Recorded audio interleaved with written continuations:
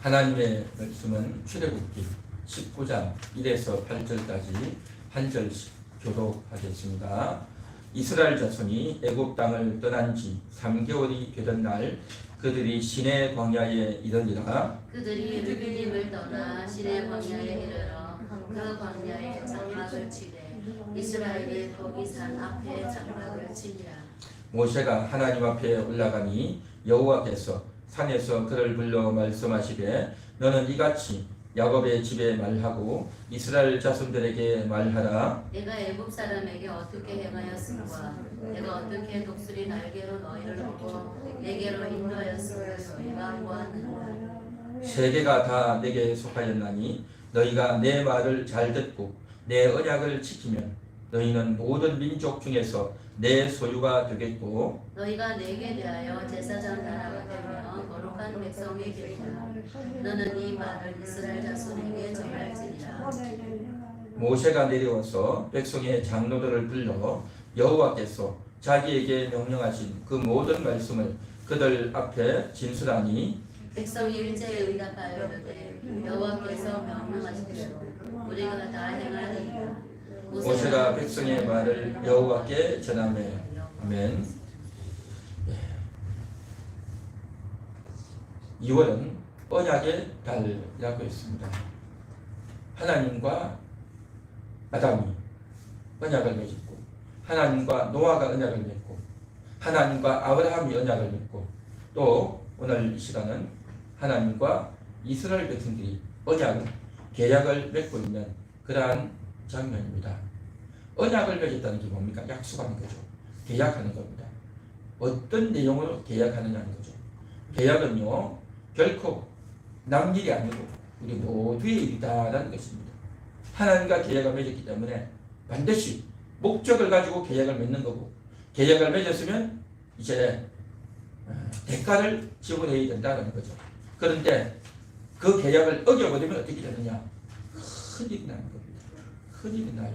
그래서 하나님과 우리 인생 사이에 어떤 계약이 맺어졌는지를 우리는 잘 알아야 되는 겁니다. 계약의 조문을 잘 알아야 돼요. 계약의 내용을 알아야 됩니다. 계약의 내용을 모르면 큰일 난단 말이죠. 우리가 텔레비전을 사용하다가 냉장고를 사용하다가 또 히터를 사용하다가 고장이 나고 잘 안되면 또 AS 기사마저도 못 오면 어떻게 합니까? 설명서를 펼쳐서 잘 봐야 되죠. 보고 잘 읽어보고 그래서 어떻게 고칠지를 잘 알아야 됩니다. 그래서 그것을 자세히 보면 다 알 수가 있어요. 그래서 계약서를 우리가 잘 읽고 알아야 되는 거죠. 그리고 아파트를 돈을 주고 샀는데 또 어떤 땅을 샀는데 그 땅이 어디에 있는지 어디서부터 어디까지가 우리 땅인지 그 땅이 몇 평이나 되는지 그 땅 옆에 뭐가 있는지 잘 봐야 되는 거예요. 잘 보지 않고 이 땅이 어디에 있는지도 모르고 그냥 도장 찍어주고 그렇게 하다 보면요 큰 손해를 입고 또 어려운 일을 당하겠죠. 그래서 계약서를 잘 알아야 됩니다.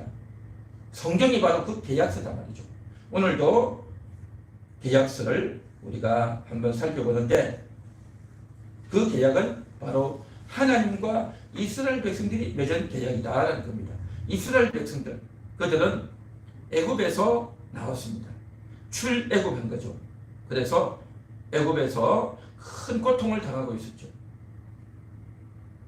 바로 애굽의 왕이었던 바로가 이렇게 이스라엘 백성들을 끌어다가 일을 시키고 노역을 시키고 강제 노동을 시켜서 그곳에서 하루 종일 일을 하고 일하고 나서 집에 오다 보니까 너무 피곤하고 힘든데 그런데 어떻습니까? 이제 나중에는 태어나는 아이를 다 죽이게 하는 겁니다. 남자아이들을 다 죽이게 한단 말이죠. 그래서 모세가 태어날 때요 남자아이들을 다 죽이게 한단 말이죠. 그런데 이제 그 부모가 이 아이는 보통 아이가 아니다. 절대 죽일 수 없다 해서 몰래 감추고 강물에 뛰어보내죠. 그렇게 해서 모세가 이제 죽지 않고 살아남아서 다른 집 애들은 다 죽였어요. 그런데도 모세가 죽지 않고 살아남아서 우여곡절 끝에 살아남아서 이제 왕국에서 자라게 되고 그가 이제 이스라엘 백성들을 출애굽시키는 이스라엘의 큰 지도자가 되었죠. 그렇게 해서 모세가 이스라엘의 지도자가 되어서 이스라엘 민족들을 이끌고 바로 앞에 가서 이 민족을 내보내시오. 그러니까 바로가 무슨 말 하냐, 너희가 어떻게 감히 내보내달라느냐 하고 바로가 신경질을 내고 안 내보내려고 하다가 결국에는 10가지 재앙을 맞고 어쩔 수 없이 내보내주죠. 그렇게 해서 이스라엘 백성들이 애굽에서 나와서 이제 홍해까지 오는데 홍해까지 또 쫓아오는 겁니다. 그렇지만 홍해를 무사히 건너고 저들도 홍해를 건너려고 하다가 홍해에서 완전히 물에 빠져서 다 죽고 말죠. 그리고 이스라엘 백성들이 이제 광야를 지나서 3개월째 되던 날에 이제 오늘 성경 1절에 그렇게 나오죠. 3개월 되던 날 그들이 시내 광야에 이릅니다. 그러니까 광야가 여러 군데 있는데 그 광야 중에서 시내 광야, 높은 산, 시내산이 있어요. 시내산 밑에 그 시내 광야에 오르게 되는 겁니다. 그때 하나님께서 이스라엘 백성들과 함께 계약을 맺는 그러한 내용이 오늘 본문에 잘 나오고 있습니다. 4절에 보면 이렇게 말합니다. 내가 애굽 사람에게 어떻게 행하였음과 어떻게 행했습니까? 10가지 재앙을 보내가지고 완전히 애굽을 초토화시켜버렸죠. 그랬죠. 내가 어떻게 독수리 날개로 너희를 업어 내게로 인도하였음을 너희가 보았느니라. 그렇죠. 독수리가 날개로 업어서 인도하듯이 이스라엘 백성들을 홍해를 다 건너게 하지 않습니까? 홍해를 건너고 만나를 먹고 메추라기를 먹고요. 또 물이 없는 곳에서 바위에서 물을 밀어주고요. 놀라운 기적을 보여주시고 그렇게 해서 저들이 인도받아서 이제 시내 광야까지 왔단 말이죠. 5절 이렇게 말합니다. 세계가 다 내게 속하여 있나니 너희가 내 말을 잘 듣고 내 언약을 지키면 이라고 했죠. 내 언약을 지키면 내 소유가 되겠고 그랬죠. 모든 민족 중에서 내 소유, 하나님의 소유가 된단 말이죠. 6절 너희가 내게 대하여 제사장 나라가 되며 거룩한 백성이 되리라. 이것이 바로 하나님이 약속하신 세 가지였습니다. 그 세 가지는 바로 뭡니까? 하나님의 소유, 제사장 나라, 거룩한 백성 되게 하겠다라고 하는 것이 하나님의 언약이었단 말이죠. 그런데 그 언약을 하려면 어떻게 해야 됩니까? 언약을 지키면, 내 말을 잘 듣고 내 언약을 지키면 이라고 했죠. 자, 그렇게 하나님께서 모세에게 말씀하셨고 모세가 하나님 말씀을 이스라엘 백성들에게 전달했고 7절 보십시오. 모세가 내려와서 백성의 장로들을 불러 여호와께서 자기에게 명령하신 그 모든 말씀을 그들 앞에 진술하니 백성이 일제히 응답하여 이르되. 그렇죠? 이제 모세가 하나님께 올라가서 하나님의 말씀을 받아왔고 또 이제 모세가 내려와서 백성의 장로들을 다 불르고 장로들에게 이러이러한 일이 있었다라고 이야기했고 그리고 이제는 그 장로들이 백성들을 다 모아가지고 그 앞에서 또 이 이야기를 또 하는 겁니다. 그러니까 그 백성들이 다 응답했다는 겁니다. 일제히 응답했다는 겁니다. 일제히가 뭡니까? 다 똑같이 누구 한 명도 거절하거나 싫어하지 않고 다 찬송했다는 거죠. 다 찬송하고 박수하면서 여호와께서 명령하신 대로 우리가 다 행하리이다. 그렇죠.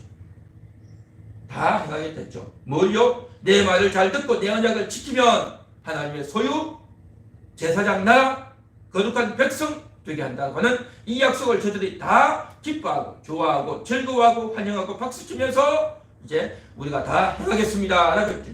하나님의 말씀을 잘 듣고 언약을 지키겠습니다. 그렇게 했단 말이죠. 할렐루야. 그렇게 했습니다. 그리고 나서 이제 뭘 하느냐? 언약식을 하는 겁니다. 언약식. 지난주에 이야기했죠. 언약식, 계약식을 할 때 어떻게 한다고 했습니까?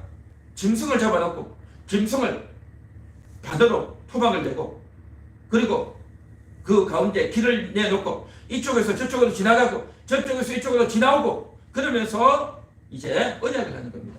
만일에 언약을 어기면 어떻게 됩니까? 이 짐승이 짜게져서 피를 흘리고 죽듯이 나도 죽겠습니다. 그런 거잖아요. 이게 언약식인 겁니다. 그래서 하나님과 아브라함 사이에 언약을 할 때 그 언약은 뭐냐? 횃불 언약입니다. 아브라함이 꿈을 꿀 때 그 꿈 중에서 하나님 영성이 들렸고 그 꿈 중에서 횃불이 저쪽에서 아브라함 쪽으로 싹 지나온 겁니다. 그런데 아브라함은 그쪽으로 지나가지 않았어요. 하나님만 이쪽으로 온 거예요. 그러니까 하나님이 목숨 걸고 이제 내 자손이 많아지게 할 것이다. 이 땅을 너와 너희 후손에게 줄 것이다. 라고 하면서 하나님이 일방적으로 약속해 준 겁니다. 그리고 꿈이 깨었어요. 아브라함은 저쪽으로 지나간 적이 없어요. 그냥 일방 언약인 거죠. 일방. 이게 하나님과 아브라함의 언약이었어요. 그런데 하나님과 이스라엘 백성들 내 언약, 이 언약이 있기까지 아브라함과 언약을 맺고 나서 대략 한 600년의 세월이 걸립니다. 600년. 600년. 그 600년의 세월이 걸리고 난 이후에 하나님이 또 이스라엘 백성들과 언약을 맺는데, 이때 언약은 일방적인 언약이 아니라 하나님이 저들에게 오시고 또한 저들도 하나님께 나아가는 쌍방 언약입니다. 쌍방 언약을 맺고 이제 짐승의 피를 내려놓고 그 다음에 언약서를 이제 낭독을 하고 그 다음에 목숨 걸고 우리가 반드시 이행하겠습니다 하는 그 언약식을 체결하는 겁니다. 그렇게 해서 모세가 하나님 앞에서 다시 올라가는 겁니다. 우리가 다 이행하겠습니다. 언약식을 이행했습니다. 하나님 우리를 받아주세요 라고 그렇게 했던 거죠. 자, 이 장면이 있기 전에 어떤 일이 있었느냐? 바로 하늘에서 너희는 나 외에는 다른 신들을 너희에게 있게 하지 말지니라 하면서 십계명이 하늘에서 울려 퍼진 거예요. 하늘에서 울려 퍼져요. 그리고 1계명, 2계명, 3계명, 4계명에서 쭉 울려 퍼지는 겁니다. 그 소리를 듣는데 온 이스라엘 백성들이 200만이나 되는 이스라엘 백성들의 귀에 너무나도 크게 쟁쟁쟁쟁 울리니까 너무 소리가 크고 울리고 단순히 귀만이 아니라 심장이요 찢어졌듯이 너무 두렵고 괴로웠던 겁니다. 이스라엘 백성들이. 그래서 저들이 다 이야기합니다. 모세요 모세요, 제발 당신이 하나님께 올라가서 이 소리를 좀 듣고 오세요. 하나님의 그 말씀을 받아오면 우리가 다 지키겠습니다. 그렇게 해서 모세가 하나님께 올라가는 거예요. 그렇게 올라가서 하나님의 말씀을 받아오려고 올라가서 이제 기다리고 있는데, 그런데 그 밑에 있던 이스라엘 백성들이 모세가 어디 가냐? 왜 모세가 빨리 안 오냐? 모세가 죽었냐 살았냐? 저 산에서 죽어서 시체가 되어 있는 거 아니냐? 짐승에게 잡혀먹었냐? 라고 하면서 사람들이 난리가 나는 겁니다. 난리가 나가지고 하나님이 어디 있느냐? 빨리 우리를 인도할 신을 만들라. 하나님 신을 만들어 달라. 신을 만들어 달라고 한 거예요. 신을 만들어 달라고. 참, 이게 이스라엘 백성들의 그러한 외침이었던 겁니다. 왜 이들은 신을 만들어 달라고 했을까요? 저들은요 애굽에서 살았잖아요. 지금은 출애굽에서 광야로 나와 있지만 저들은 애굽에서 살았어요. 애굽에서 태어나서 애굽에서 모든 것을 보고 듣고 일하고 수십 년을 살아온 사람들이에요. 그러다 보니까 애굽 사람들이 하는 걸 잘 봤던 겁니다. 애굽 사람들은 어떻게 합니까? 저들이 인생을 살다가 힘이 들면 신을 만드는 거예요. 신을. 그래서 개구리도 신을 만들고 또 어떤 돌멩이도 신을 만들고 온갖 것들을 가지고 다 신을 만드는 거예요. 그래서 우리를 도와주세요. 그래서 몸이 아픈데 병이 들어있는데 병이 빨리 낫게 해주세요. 우리 집에 자식이 없는데 자식 잘 낳게 해주세요. 농사가 안 되는데 하늘에서 비가 내려서 농사가 잘 되게 해주세요 하면서 자기가 온갖 소원을 다 비는 거예요. 그러면서 신을 만든단 말이죠. 여러분, 이것은요 애굽만 그런 것이 아니라 한국도 마찬가지였어요. 옛날에 조선시대 때 보면 그런 고려시대 보십시오. 저들이 먹고 살기 어려워지면 다 신을 만드는 거예요. 저희는 특별히 바닷가에서 태어나서 바닷가에서 이러한 풍습들이 많이 있는데요. 그 바닷가에는 어떤 풍습이 있냐면 물고기 잡으러 배를 타고 나간다는 거죠. 그러면 갑자기 풍랑이 일어가지고 배가 뒤집어지고 그래서 사람이 죽고 그런 일들이 종종 있는 거예요. 요즘처럼 무슨 일기예보가 있는 것도 아니고, 그렇죠, 기상특보를 봐가지고 어떻게 하는 것도 없단 말이죠. 그러니까 어느 날 그냥 날씨가 좋을지 날씨가 안 좋을지 전혀 모르는 거예요. 그렇게 날씨가 너무 좋아가지고 괜찮겠지 해서 물고기 잡으러 나간 겁니다. 그런데 갑자기 천둥이 치고 벼락이 치고 태풍이 쳐가지고 그만 배가 뒤집어져서 다 죽어버리는 겁니다. 그러니 그 배 고기 잡으러 누가 나갑니까? 집에 아들들이 나가고 남편들이 나가잖아요. 그러면 그 바닷가에서는요 대부분이요 남편들이 다 죽고 아들들이 다 죽고 대부분 누가 살아있습니까? 과부들만 살아있어요. 대부분 그 바닷가가 다 대부분 그래요. 그러다 보니까 저 사람들이 어떤 생각을 하느냐, 그러고 있는데 어쨌든 나가서 우리 자식이 우리 남편이 안 죽어 잘 살아오면 좋겠다. 그런 생각을 가지고 그런 염원을 다 갖고 있단 말이죠. 그런 생각과 염원을 갖고 있는 사람들에게 누군가가 불을 지르는 겁니다. 바다에 용왕님이 계시다. 그 용왕님이 노해서 태풍이 오고 벼락이 나서 사람들이 죽을 거다. 그래서 용왕님이 노를 풀어줘야 된다. 그런 말을 한 거예요. 그냥.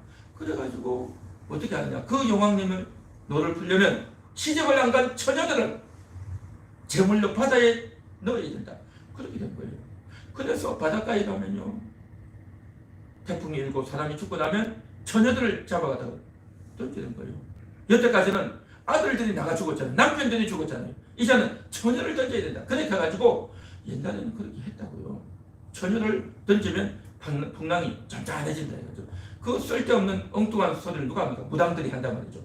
그러면 그 말을 믿고 옛날에 그렇게 젊은 아이들을 죽이는 그런 일들이 있었단 말이죠. 그래가지고 용왕이라는 신을 만들어가지고 용왕에게 비는 거예요. 그리고 또 산골에서는 뭐합니까? 산신령에게 빌고, 그렇죠? 또 대부분 사람들은 천지신명이요 하고 부른단 말이죠. 다 신을 만들어낸 거예요. 그런 신이 어디 있어요? 천지신명이 진짜 있습니까? 용왕이 진짜 있나요? 산신령이 진짜 있나요? 다 만들어낸 거예요, 인간들이. 우리 조선시대 때도 고려시대, 삼국시대 다 그런 신이 있듯이 애국에도 신이 있었던 거예요, 옛날부터. 그래서 신을 만들던 걸 저들이 봤기 때문에 저들이 광야에 나와가지고 하나님이 큰 소리를 쳤는데, 모세가 하나님 만나러 갔는데 하나님이 어디 있느냐? 우리를 인도하신 여호와가 어디 있느냐? 우리를 인도할 신을 만들어내라고 하는 거예요. 그러니까 저들이 어떻게 합니까? 모세의 형 아론에게 와서 그렇게 요구하니까 이제 아론이 저들에게 너희 그러면 좋다. 그러면 너희 금들을, 금가락지, 목걸이, 반지를 가져오라 해가지고 그걸 다 가져오니까 거기에서 그걸 가지고 이제 불에 녹여가지고 송아지를 만든 거예요. 황금 송아지를 만든 거예요. 황금 송아지를 만들어가지고 이 송아지가 여호와니라. 송아지를 만들어놓고 이 송아지가 너희를 인도한 여호와니라. 그렇게 하는 거예요. 그렇게. 참 이게 말도 안 되는 어이없는 일이 벌어진 겁니다. 그리고 나서 저들이 그곳에서 음식을 차려놓고 잔치를 하고 절을 하고 제사를 하고 춤을 추고 난리가 난 겁니다. 모세가 산에서 하나님이 주신 십계명 두 돌판을 가지고 내려오니까 어이없는 일이 벌어진 겁니다. 그래서 모세가 들고 왔던 십계명 돌판을 확 치고 던져버린 거예요. 그래서 그것이 완전히 깨져버린 거예요. 여러분, 모세가 왜 십계명 돌판을 깼을까요? 왜 깼을까요? 모세가 열받아서 깼을까요? 그게 아니고요. 만일에 모세가 십계명 돌판을 깨지 않으면요, 이게 난리가 납니다. 왜요? 저들은 언약식을 맺었잖아요. 우리가 언약을 어기면 이 짐승처럼 우리가 죽겠습니다. 언약 체결을 했단 말이죠. 그렇게 했는데요. 모세가 십계명 돌판 그대로 딱 갖고 있으면 어떻게 됩니까? 하나님의 언약은 그대로 있고 저들이 일방적인 어기기 때문에 저들은 그냥 다 죽어야 되는 거예요. 약속했으니까. 그런데 모세가 이 내용을 너무 잘 알기 때문에 십계명 돌판을 확 깨버려요. 그래서 하나님과 언약을 완전히 깨버리고 언약 자체를, 계약 자체를 파기시켜버린 겁니다. 그것이 이스라엘 백성들이 죄를 지었지만 다시 살리는 그러한 하나의 행동이 되었다는 겁니다. 이스라엘 백성들, 저들이 정말 언약서를 읽고 또 짐승의 피를 놓고 목숨 걸고 지키겠다 해놓고 완전히 어겨버린 거예요. 자기 자신들을 위해서 신을 만들려고 하면서 이제 하나님의 말씀을 거부했던 거죠. 하늘에서 울린 하나님의 소리가 뭐였습니까? 너희는 나 외에 어떤 신도 있게 하지 말지니라 했잖아요. 그리고 어떤 형상이든지 만들지 말고 숨기지 말고 그것들에게 절하지 말라 라고 했잖아요. 그런데도 조금 전에 그 말씀을 듣고도 곧 얼마 후에 잊어버린 겁니다. 하나님과 언약을 맺고도 언약을 어겨버렸단 말이죠. 계약을 위반한 겁니다. 이것이 바로 이스라엘의 모습인 겁니다. 참 이게 한심하죠. 한심하죠. 계약을 맺어놓고 얼마 안 돼서 그대로 어겨버린 겁니다. 여러분, 아담은 어떻습니까? 아담도 하나님이 안식을 주시고 노동을 주시고 결혼을 해서 가정을 얻게 해주시고 그리고 동선 나무의 모든 실과를 다 먹게 하시고 다 하나님께서 좋은 것들을 주시고 나서 선악과만 먹지 말라 했는데 그시에 그걸 못 참아서 먹어버리고 어겨버렸죠. 아담도 언약을 어겨버리고 이스라엘 백성들도 언약을 어겨버리고 인간들이요 이렇게 하나님과 언약을 맺어놓고 다 어겨버렸습니다. 계약 위반인 겁니다. 계약 위반. 이 계약 위반을 한 것이 바로 인간들의 모습이다라는 것을 우리가 오늘 이 한 시간 알아야 될 줄 믿습니다. 하나님께서 이스라엘 백성들을 애굽에서 인도해내신 이유가 뭡니까? 그것은 저들이 귀여워서 저들이 좋아서가 아니라 아브라함과 언약이기 때문입니다. 언약을 하나님은 지키기 위해서 저들을 구출해내시고 광야로 인도해내시고 시내산으로 불러서 저들에게 언약을 맺어서 새로운 길을 걸어갈 수 있도록 하나님 그렇게 하신 겁니다. 저들에게 언약을 맺어주신 이유가 뭡니까? 바로 주의 처소를 삼기 위함입니다. 출애굽기 15장 17절 주께서 백성을 인도하사 그들을 주의 기업의 산에 심으시리이다. 여호와여 이는 주의 처소를 삼으시려고 예비하신 것이다. 주의 이것이 주의 손으로 세우신 성소로소이다. 그랬죠. 주의 처소를 삼기 위해서 하나님이 거하시는 집을 삼기 위해서 이스라엘 백성들을 이제 이끌어내신 겁니다. 그래서 계약을 맺어주신 거예요. 저들이 하나님의 말씀을 따르고 지킬 때에 하나님이 저들과 함께 하시고 저들이 하나님의 처소가 되도록 그렇게 하기 위해서 하나님은 이렇게 아주 좋은 뜻을 거룩한 목적을 가지고 저들을 인도하시고 언약을 맺어주셨지만 저들은 그 언약을 순식간에 깨버리고 말았다는 거예요. 이게 인간입니다. 이게 인간이란 말이죠. 참 안타깝죠. 자, 그 다음 넘겨주세요. 네, 한번 읽어보겠습니다. 다 같이 읽습니다. 시작. 하나님은 이스라엘과 또 계약을 맺어주셨습니다. 아브라함과 계약 맺고 나서 또 이스라엘과 계약을 맺어주셨단 말이죠. 그렇게 계약을 맺어주셨지만 저들은 또 계약을 어기고 하나님을 위반하고 그렇게 떠나갔던 겁니다. 아담이 하나님께 배반했고 이스라엘 백성들도 하나님을 배반한 겁니다. 다른 신을 주지 말라 했는데 다른 신을 두고 우상을 만들지 말라 했는데 우상을 만들고 여호와의 이름을 망령되이 일컫고 하나님의 뜻을 어기고 살았던 것이 이스라엘이었던 겁니다. 오늘날 우리는 어떻습니까?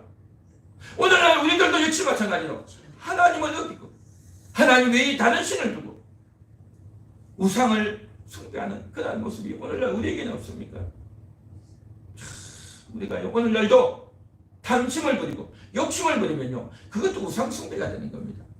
하나님이 우리에게 그런 놀라운 은혜를 주셨지만 여전히 하나님을 떠나가버리고 하나님의 음성을 듣기보다도 뱀의 소리를 듣고 세상의 소리를 듣고 하나님 말씀으로 만족하는 것이 아니라 선악과로 만족하려고 하고 이 세상에 있는 의식주 물건과 좋은 것으로 만족하려고 하는 그런 모습이요 다 계약을 위반하는 모습이다. 그럼에도 오늘 이 한 시간 우리를 보여주시고 이 계약의 내용을 알려주시면서 인생이 왜 이렇게 고달프고 힘든지를 오늘도 일러주시고 알려주고 있습니다. 오늘도 그 말씀을 잘 듣고 하나님께로 돌이켜야 될 줄 믿습니다. 할렐루야. 그 다음 넘겨주세요. 다 같이 읽겠습니다. 하나님은 율법을 지켜서 복 받으라가 아니라 인간의 실상을 깨닫기 원하셨습니다. 하나님께서 이스라엘 백성들에게 말씀하셨죠. 오늘 읽은 출애굽기 19장 4절에 보면 5절에 보면 그랬죠. 너희가 내 말을 잘 듣고 내 언약을 지키면 그랬죠. 내 말을 잘 듣고 내 언약을 지키면 이라고 했어요.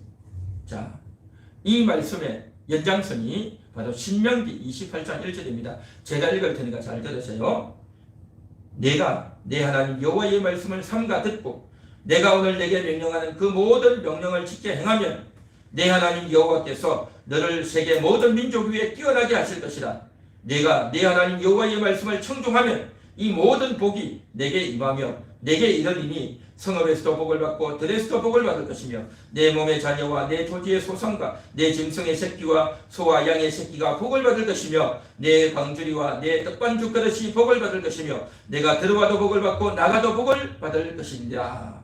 하나님 말씀을 잘 듣고 행하면 들어가도 나가도 복을 받고 내가 머리가 되고 꼴이 되지 않게 할 것이다 하고 하나님 약속하신 겁니다. 자, 그런데 이 약속은 이 복은 조건이 있습니다. 하나님 명령을 다 지켜 행해야 이 복이 임한다라는 겁니다. 자, 그런데 하나님은 이 말씀만 하신 것이 아니라 신명기 28장 15절에 보면 또 이런 말씀도 하셨어요. 내가 만일 내 하나님 여호와의 말씀을 순종하지 아니하며 내가 오늘 내게 명령하는 그의 모든 명령과 규례를 지켜 행하지 아니하면 이 모든 저주가 내게 임하여 내게 이를 것이다. 그렇게 말씀하신 겁니다. 그래서 내가 성읍에서도 저주를 받고 들에서도 저주를 받고 내 광주리와 떡반 죽거듯이 저주를 받을 것이요 내 몸의 소생과 내 토지의 소상과 이런 것들이 다 저주를 받을 것이고 내가 들어와도 저주를 받고 나가도 저주를 받을 것이다. 이 모든 일에 여호와께서 저주와 혼란과 책망을 내리사 망하며 속히 파멸하게 하실 것이며 여호와께서 내 몸에 연병이 들게 하시며 내가 들어가서 차지할 땅에서 마침내 너를 멸하실 것이며 여호와께서 폐병과 열병과 염증과 학질과 한재와 풍재와 썩는 재앙으로 너를 치시리니 이 재앙이 너를 따라서 너를 친밀하게 할 것이다. 무슨 말씀이세요? 복에 대한 말씀이 1이라고 한다면 저주에 대한 말씀이요 3배가 많아요. 하나님 명령을 다 지켜 행하지 않으면 저주를 받을 것이다. 그렇게 말씀하십니다. 이것이 바로 신의 산에서 언약한 내용입니다. 그 자세한 내용이다 말이죠. 자, 제가 한번 문제를 내보겠습니다. 한번 맞춰보십시오. 자, 그렇게 해서 언약을 맺었는데 이스라엘 백성들은 그 신의 산에서 적극적으로 언약을 배반했는데 이스라엘 민족 전체적인 역사를 살펴보면 이스라엘 민족 전체적으로는 저들이 하나님 말씀을 잘 지켜서 복을 받았을까요? 아니면 하나님 말씀을 어겨서 저주를 받았을까요? 이스라엘 민족은요 하나님 명령을 잘 지켜서 복을 받은 것이 아니라 하나님 말씀을 어겨서 저주를 받았어요. 이게 이스라엘의 역사인 겁니다. 저들이 광야에서 시내산 계획을 맺고 그리고 나서 가나안으로 가지 않는데 가나안 가기 싫어하잖아요. 그래서 저들은요 다 거기서 죽는 거예요. 다 죽고 자식들이 들어가죠. 부모 세대들이 다 저주받은 거예요. 저주받아. 그리고 저들이 가나안 땅에 들어가서 살았지만 그리고 나서 사사시대를 지나면서 또 하나님을 떠나고 우상숭배하는 겁니다. 그것에서 저주받은 거예요. 저주가 뭡니까? 병들고 가난하고 다치고 갑자기 죽고 비가 오지 않고 먹을 것이 없고 다른 민족에게 침략을 당하고 인생이 고통스럽고 괴로운 것이 저주인 거예요. 저주. 그 저주를 다 받은 겁니다. 그러다가 사무엘이 나타나서 이스라엘을 다시 회개하고 이제 돌이켰는데 그래서 저들이 또 왕을 세워달라고 하는 겁니다. 사울 왕을 세웠죠. 근데 그 사울이 하나님을 잘 믿고 따르는 것이 아니라 또 하나님을 불순종하면서 저주를 받았습니다. 그리고 다윗이 왕이 되었는데 다윗도 처음에는 잘하다가 나중에는 어떻게 합니까? 남의 아내를 강간하고 그 남편을 죽이고 하면서 또 죄를 짓고 저주를 받는 겁니다. 그래서 다윗의 인생 후반전이 괴로운 저주의 인생이었습니다. 그리고 나서 그가 죽고 나서 솔로몬이 왕이 됐는데 솔로몬도 처음에는 지혜롭게 잘하는 척 하다가 나중에는 그만 온갖 여자들을 다 데리고 와서 우상단지를 온 나라에 가득하게 만들죠. 온 나라에 저주가 가득한 겁니다. 그리고 그 솔로몬이 죽고 나서 나라가 둘로 나뉘었거든요. 남유다와 북이스라엘. 그리고 북이스라엘은 이제 한 200년 정도 가다가 그만 아수르의 나라가 멸망당하고 맙니다. 그리고 남유다도 한 300 몇십 년 가다가 그만 바빌론의 나라가 완전히 폭삭망해서 죽고 맙니다. 포로가 되어서 끌려가 버리죠. 이스라엘이요. 결론이 완전히 저주로 끝나거든요. 참 아쉽죠? 안타깝죠? 그리고 70년 만에 돌아온 저들이 생각한 게 뭡니까? 우리가 왜 이렇게 저주를 받고 왜 이렇게 망했냐? 그것은 하나님께서 이 모든 명령을 지켜 행하면 복을 받고 행하지 아니하면 저주를 받는다고 했는데 우리가 이 말씀을 지켜 행하지 못해서 저주를 받았다. 우리는 율법을 잘 지켜 행해야 된다. 하나님 말씀을 철저히 지켜야 된다. 그러한 생각이 그러한 결론이 딱 난 겁니다. 그래서 우리가 하나님 말씀대로 살자. 철저히 지키자. 어떻게 철저히 지킬 건가 하는 것이 이스라엘 지도층들의 고민이었고 그렇게 살았던 겁니다. 그렇게 해서 철저히 율법을 지키고 율법을 지키려고 애를 썼던 겁니다.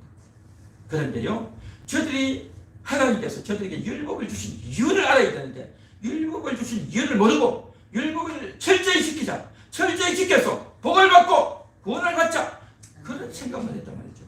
로마서 3장 20절에 보면 이런 말씀이 있어요. 제가 읽을 테니까 잘 들어보세요. 그러므로 율법의 행위로 그의 앞에 의롭다 하심을 얻을 육체가 없나니 율법으로는 죄를 깨달음이라. 율법을 잘 지켜서 복을 받으라. 율법을 잘 지켜서 구원받으라가 아니라 율법은요 죄를 깨닫게 하기 위한 겁니다.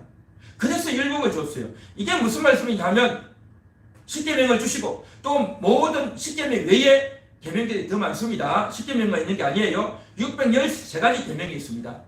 그 계명을 주신 것은 뭐냐 하면 그것을 잘 지키라, 복을 받으라는 것이 아니라 우리가 복을 못 지키는군요.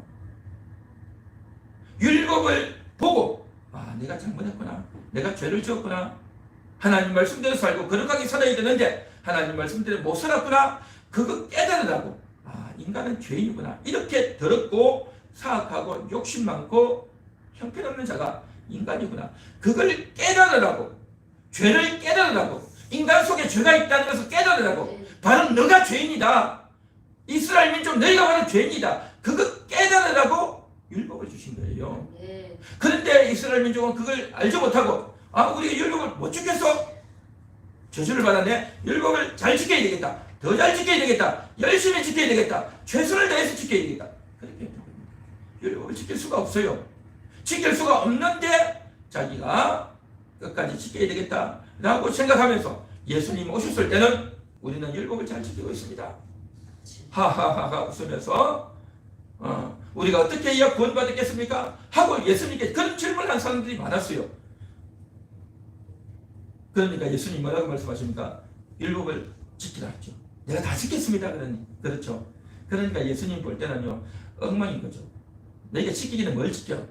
속으로는 아주 더럽고 아주 엄란하고 탐욕이 가득한 자들이 와가지고 내가 율법 다 지키고 있습니다, 남에게 훔친 적도 없고요, 남을 살인한 적도 없고, 도둑질한 적도 없고, 가늠한 적도 없고, 거짓말한 적도 없고, 내가 잘 지키고 있습니다, 11조도 잘하고요, 또 가난한 자들 도와주고요, 일주일에 2번씩 금식도 하고요, 그러고 있는 겁니다.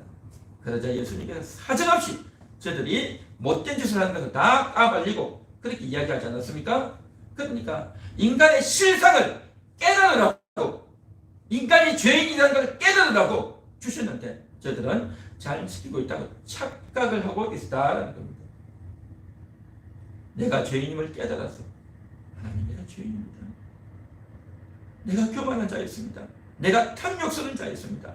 내가 이렇게 형편없는 자입니다. 주여 나를 불쌍히 여겨 주시옵소서. 그래서 인간의 실상을 깨달으라고. 인간의 실상이 뭡니까? 인간은 능력이 있고 나는 재능이 좋아서 나는 뭐든지 다 잘할 수 있어, 나는 착한 사람이야, 그 자랑하라고 준 것이 아니라 내가 죄인입니다. 남들은 나를 착하다고 하는데 실상은 내가 더러운 자입니다, 내가 형편없는 자입니다, 그 고백하라고 하나님께서 율법을 주신 줄 믿습니다. 할렐루야. 그거 깨달아야 되는 겁니다. 그거 깨닫고 하나님 앞에 회개해야 된단 말이죠. 그런데 이스라엘 백성들은요, 이스라엘 역사가 몇백 년 동안, 몇천 년 동안 흘러오면서 다 어겼어요. 못 지켰어요. 이게 인간이다 말이죠. 그런데 오늘날에도요 그걸 지킬 수 있다라고 생각하는 사람들이 오늘날에도 있어요. 교회 가운데도 있다는 겁니다. 대표적인 것이 뭐냐면 록펠러 신화라는 게 있습니다. 록펠러가 누구냐면 미국의 최고의 부자였습니다. 미국에서 아주 거대한 기업을 만들어서, 회사를 만들어서 큰 돈을 벌었던 유명한 사람이 록펠러라는 사람이 있는데, 그 록펠러가 76살 때에 어떤 기자가 찾아와서 질문을 합니다. 당신은 미국의 최고의 부자이고 최고로 성공한 사람입니다. 당신이 이렇게 최고로 부자로 성공할 수 있었던 비결이 무엇입니까? 그렇게 물었어요. 그러자 록펠러가 이렇게 말합니다. 그것은 내가 어머니로부터 신앙의 유산을 잘 물려받은 것이 내 성공의 비결입니다. 그렇게 말을 했어요. 어머니가 나에게 일러준 3가지가 있는데, 첫째는 11조 생활을 철저히 하라. 두 번째는 주일날 맨 앞자리에 앉아서 예배를 드리라. 세 번째는 교회에서 시키는 거 잘 순종하고 목사님 마음을 아프게 하지 말라. 그거였습니다. 11조, 주일 성수, 그 다음에 목사님께 순종하는 것, 이 3가지를 잘 하라고 어머니가 나에게 가르쳤고, 나는 그 신앙 유산대로 잘 지켜 행해 왔고, 이것이 내가 복을 받은 비결입니다 라고 이야기한 겁니다. 사람들은, 기자들은 어떤 것을 기대하고 했을까요? 사업 전략을 잘 짜고 내가 열심히 돈을 벌고 정말 쉬지 않고 정말 최선을 다해서 그렇게 해서 돈을 벌었다 라는 이야기를 할 줄 알았는데, 신앙 때문에 내가 이렇게 성공했다라고 하니까 예. 야, 록펠러가 최고의 사람이구나, 대단한 사람이구나 라고 사람들이 생각했고, 그 내용들이요 신문에 막 퍼지게 됐고 책에 기록돼서 오늘날 한국에까지 와가지고 그렇게 전해져서 우리도 록펠러처럼 11조 잘하고 주일 성수 잘하고 또 이제 목사님께 잘 순종해서 복받아야 되겠다 라고 생각을 하는데, 이건요 완전히 오해인 겁니다. 오해단 말이죠. 인간의 행위로는요 복을 받을 수 없는 거예요. 인간의 행위로는 복을 받을 수 없는 거예요. 이걸 잘 알아야 됩니다. 록펠러가 그렇게 크게 부자가 된 것은요, 오늘날 우리는 그러한 것들을 잘 몰라서 그런데 그때 당시 경제에 조금만 관심이 있는 사람은 알아요. 록펠러가 크게 부자 된 것은 딴 거 없어요. 기업 합병을 해서 돈을 번 거예요. 기업 합병이 뭡니까? 조그마한 기업하고 이제 합병을 하는 겁니다. 기업 합병이 뭡니까? 자기 회사가 더 크니까, 자기 회사가 돈도 더 많고 인원도 더 많고 그렇게 하니까 우리 회사가 크니까 너 우리하고 이렇게 오면 우리가 너희를 받아주겠다는 겁니다. 그러니까 다른 기업들은요 그보다 수익도 좋고 인원이 적으니까 그만 거기 합병이 해버리는 겁니다. 합병을 안 하면 그 회사 완전히 망하거든요. 그러니까 기업하는 사람들이 큰 기업이요 작은 기업을 완전히 그냥 집어삼켜버리는 겁니다. 오늘날에는 M&A다 해가지고 아주 말은 거창하게 뭐 괜찮은 듯이 하지만 결국 별거 없어요. 그래서 그 기업에 있는 사람들 다 합병시킵니다. 합병시키면 어떻게 됩니까? 그 상대편 기업에 있는 사람들은요 직장을 잃어버리는 거예요. 그 직장에서 일하고 월급을 받아서 가족들을 먹여 살려고 하는데 그 대부분의 사람들이 다 피눈물을 흘리고 직장을 잃어버리게 만들어버렸단 말이죠. 다 하루아침에 실업자가 되게 만든 거예요. 그렇게 해서 기업을 한 개, 두 개, 세 개, 수십 개, 수백 개를 다 합병해가지고 큰 거부가 된 거예요. 그게 록펠러의 비결이에요. 미국 사람들 다 알았어요. 그때 당시. 오늘날 우리는 이러한 경제에 대해서 잘 모르면 그 사람이 복 받았구나 하지만은요 그렇지 않습니다. 그가 76세 때에 나이 많아가지고 부모님 유산으로 신앙 유산으로 거부가 되었다고 했죠. 그가 교회는 잘 다녔겠죠. 11조도 잘하고 또 주일 성수도 잘하고 또 이제 목사님 말씀을 잘 순종하고 들었겠지만, 그러나 그의 삶에 있어서는 그의 인생이 뭡니까? 사업하고 돈 버는 게 인생이죠. 그의 사업하고 인생 생활 가운데서 다른 사람들의 피눈물을 흘리게 하고 어려운 사람들의 고통을 끼친 민폐가 엄청나게 심했다는 겁니다.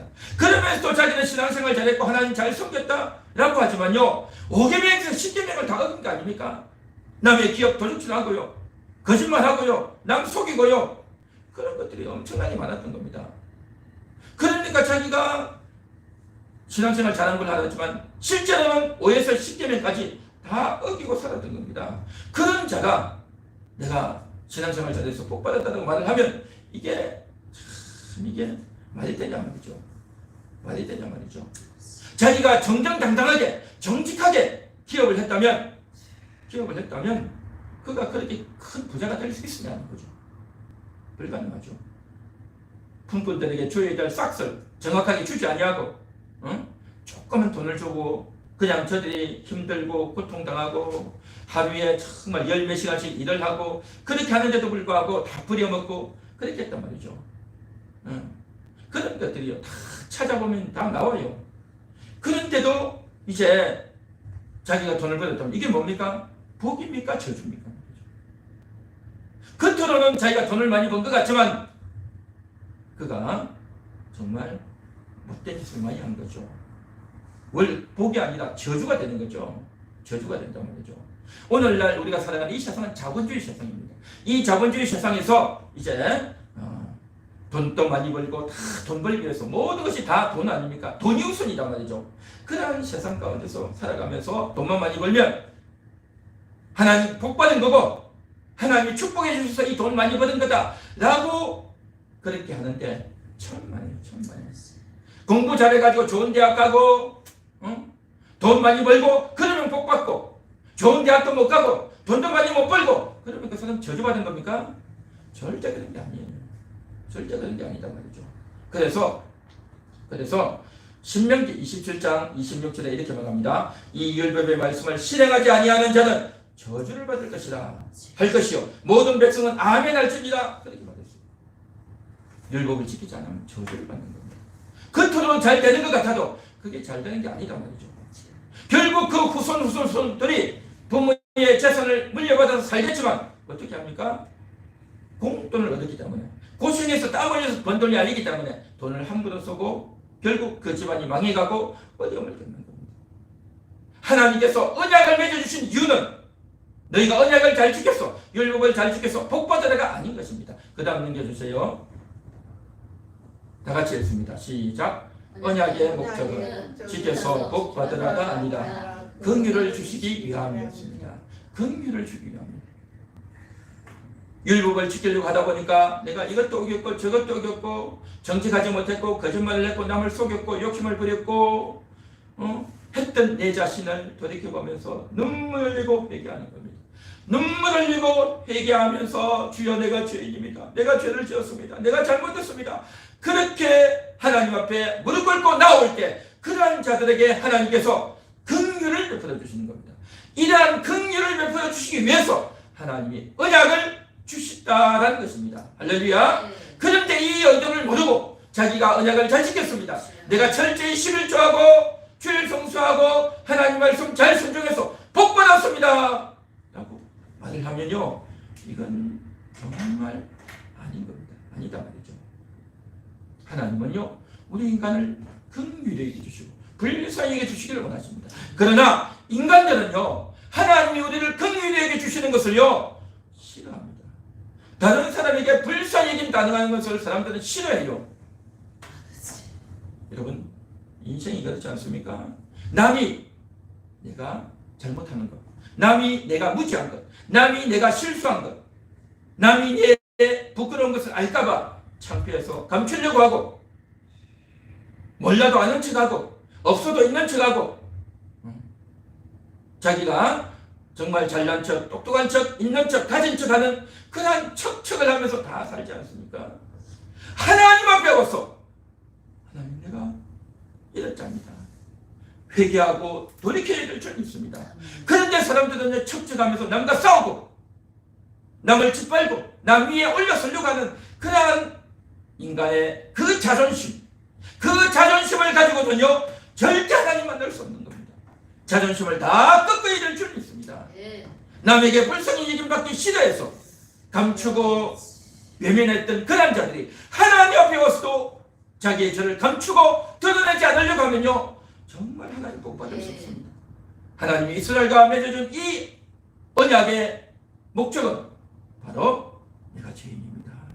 내가 잘못했습니다. 나를 용서하여 주세요. 눈물을 흘리고 무릎 꿇고 하나님께 나오기를 원하는 줄이 있습니다. 할렐루야. 빌립보서 2장 10절에 이런 말씀이 있습니다. 하늘에 있는 자들과 땅에 있는 자들과 땅 아래에 있는 자들로 모든 무릎을 예수의 이름에 꿇게 하시고 모든 무릎을 예수의 이름에 꿇게 하시고 모든 입으로 예수 그리스도를 주로 시인하여 하나님 아버지께 영광을 돌리게 하셨느니라. 무릎을 꿇게 하시는 겁니다. 내가 죄인입니다. 내가 자기가 없는 자입니다. 내가 형편없는 자입니다. 내가 더러운 자입니다. 내가 사악한 자입니다. 내가 악한 자입니다. 그것을 인정하고 고백하고 시인하기 원하는 겁니다. 그러면서 하나님의 긍휼의 여김을 받아서 용서받고 구원받아서 하나님의 자녀가 되게 인도하시는 것이 하나님의 이끄심이고 인도하심이고 그래서 언약을 맺어주셨다는 겁니다. 그런데 그것을 외면하고 내가 뭘 잘못했어? 내가 뭘 잘못했어? 고개 빳빳이 들고 큰 소리치고 있는 척 가진 척 똑똑한 척 했다가는요 하나님의 은혜를 절대 받지 못하는 겁니다. 오늘 이 시간 저와 여러분은 하나님과 우리 사이는 언약을 맺은 사이입니다. 그리고 율법을 주셨어요. 그리고 내가 죄인입니다. 하나님 용서해 주세요. 하나님 앞에 무릎 꿇고 나오는 여러분 될 수 있기를 바랍니다. 그렇게 해서 은혜 받으시고 하나님과 아름다운 교통을 하고 하나님의 자녀로 세워주시기를 주님의 이름으로 축원합니다.